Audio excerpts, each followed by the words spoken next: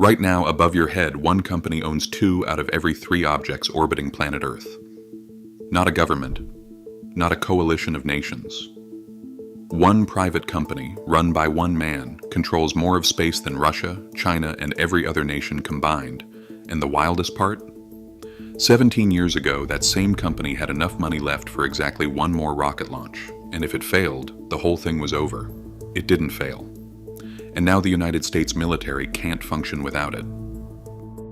China's rapid expansion in space technology has forced a fundamental rethink inside the Pentagon. Over the past decade, Chinese satellite constellations, Beidou for navigation, Gaofen for imaging, and Yaogan for military reconnaissance, have multiplied in orbit. These networks now provide the People's Liberation Army with real-time tracking of U.S. naval movements, independent global positioning, and the ability to monitor weather and sea conditions across the Indo-Pacific. Pentagon threat assessments in 2023 and 2024 warned that Chinese satellites could pinpoint carrier groups and disrupt American communications at sea, raising the risk of electromagnetic interference or even targeted jamming during a crisis. By 2019, the Department of Defense responded by creating the Space Development Agency, a new office with a single directive: build a resilient, unified web of satellites that could withstand attack and guarantee secure communications, navigation, surveillance, and missile defense. The SDA's plan called for hundreds of small satellites in low Earth orbit, linked together to form a mesh network that could relay data even if individual nodes were destroyed. 4 years later, that vision became reality. By September 2024, the SDA had launched the first operational batch of its constellation. In a key demonstration that month, sensitive military data was transferred between satellites using high-speed lasers, hardware built in large part by SpaceX. At the time of this milestone, SpaceX was valued at around $400 billion. The company's technology formed the backbone of the SDA's new architecture, turning a private launch provider into a critical supplier of the military's most sensitive orbital infrastructure. The result is a new kind of dependency. The security of U.S. military operations now rests, in part, on a single firm's ability to deliver and maintain the satellite web that underpins America's defense in space. In the early 2000s, 2 visions for commercial spaceflight diverged sharply. Jeff Bezos, flush with Amazon wealth, quietly assembled Blue Origin with deep reserves and patient engineering. Elon Musk, by contrast, entered the field with the $180 million he had earned from PayPal's sale, determined to make rockets reusable and cut launch costs enough to reach Mars. Musk's first move was unconventional, a failed attempt to buy a used intercontinental ballistic missile from Russia. After negotiations soured, he decided SpaceX would build its own rockets from scratch. The result was Falcon 1, a 2-stage rocket designed for low-cost private launches. The first 3 flights between 2006 and 2008 ended in failure. A corroded nut caused a fuel leak on the maiden flight. The second attempt was lost to a stage separation error, the third to a failed payload fairing release. Each setback drained cash and confidence.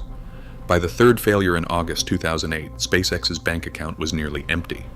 Payroll loomed with no guarantee the company would survive the month. Musk, already stretched thin as Tesla burned through its own reserves, faced the real possibility of losing both companies. With only enough funds for one last launch, SpaceX prepared Falcon 1 for a 4th attempt. On September 28, 2008, the rocket finally reached orbit. That single success unlocked a $1.6 billion NASA contract, rescuing SpaceX from collapse and setting the company on a path from the brink of extinction to becoming a backbone of U.S. space defense.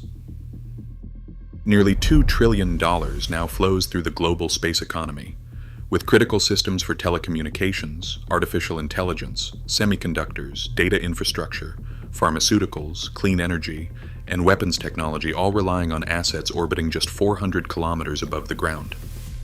The backbone of that entire structure is increasingly tied to a single company. In 2023, the U.S. Space Force opened a $5.5 billion bidding round through 2029, aiming to diversify its launch providers.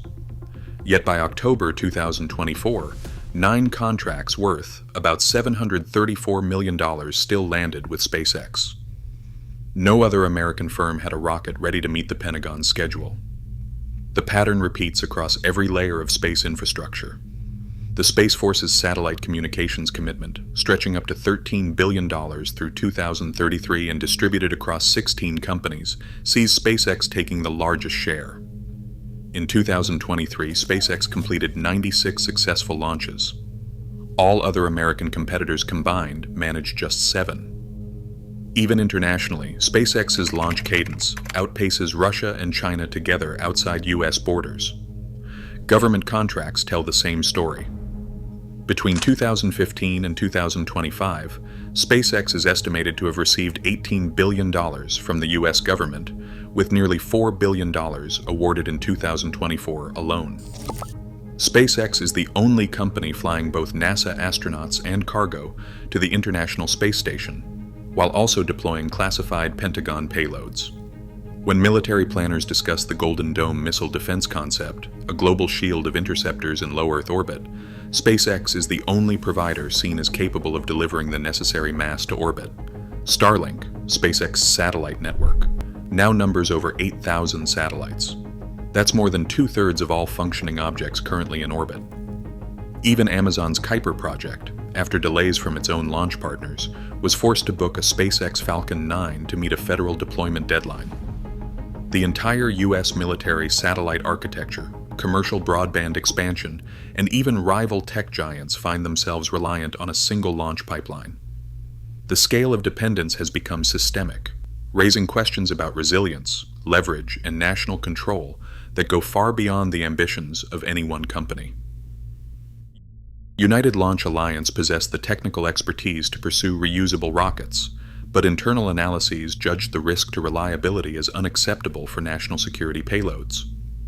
Leadership concluded that a 3% cost reduction did not justify a 15% increase in schedule risk, especially for classified missions.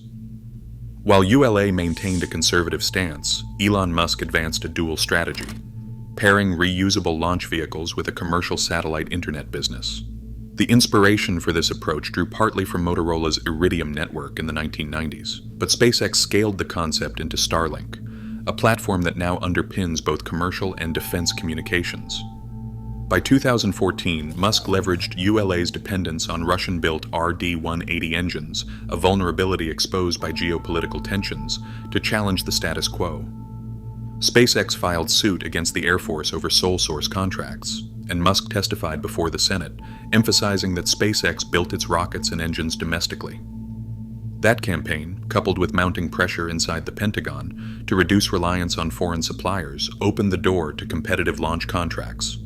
By internal estimates, SpaceX now controls nearly 80% of the global space transport market, a level of dominance rarely seen in any critical infrastructure sector. SpaceX's operational model runs on vertical integration and relentless tempo. Nearly every rocket engine, avionics board, and satellite frame is built in-house, bypassing the supply chain delays that slow traditional aerospace contractors. This approach turns the Hawthorne factory into a machine. More than 8 satellites roll off the line each day, supporting both commercial Starlink deployments and classified government programs. The National Reconnaissance Office now relies on SpaceX to manufacture satellite buses for the Starshield initiative, embedding military-grade reconnaissance into the same production stream that serves broadband customers.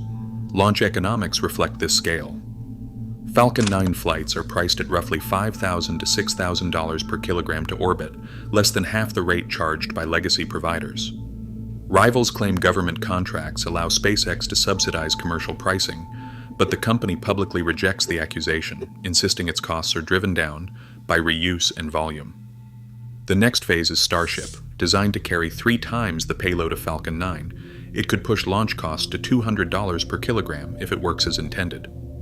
Some Pentagon planners are already studying Starship for rapid global cargo delivery, anywhere on Earth in about 90 minutes, extending the same integrated logic from rockets to logistics, satellites to strategy. The concentration of power in a single company has become impossible to ignore. Critics argue that SpaceX, under Elon Musk's leadership, now wields the same leverage over the U.S. government as the defense giants it once set out to disrupt. Exclusive launch agreements and the sheer scale of Starlink's satellite network have left rivals, customers, and even federal agencies with few alternatives. Government officials routinely face what amounts to a forced choice: work with SpaceX or risk missing critical deployment windows, falling behind on military readiness, or losing access to secure communications. Industry analysts expect this dominance to persist well into the next decade, assuming SpaceX avoids regulatory backlash and succeeds in scaling Starship. The company's vertical integration and unmatched launch cadence have created a structural dependency that is not easily unwound. Multi-billion-dollar contracts, signed under the Defense Federal Acquisition Regulation Supplement, are insulated from abrupt political intervention. Even during periods of public friction between Musk and the White House, there was no serious move to cancel or claw back these awards. Instead, the levers available to policymakers are indirect. If the government seeks to apply pressure, it can open regulatory investigations, scrutinize SpaceX's compliance with security protocols, or challenge Musk's access to classified projects. But these measures do not address the underlying reliance on a single provider. The result is an uneasy equilibrium. The U.S. military's most sensitive space infrastructure now depends on a private firm whose incentives and ambitions do not always align with those of the state. The question remains, when the government cannot walk away, who really holds the power? Today, U.S. defense strategies rest on contracts no law requires to be permanent, yet the reliance has become existential. As public and private interests blur in orbit, the stakes are no longer technical, but political. Is this concentration of power healthy for democracy? Let us know in the comments. Subscribe for more.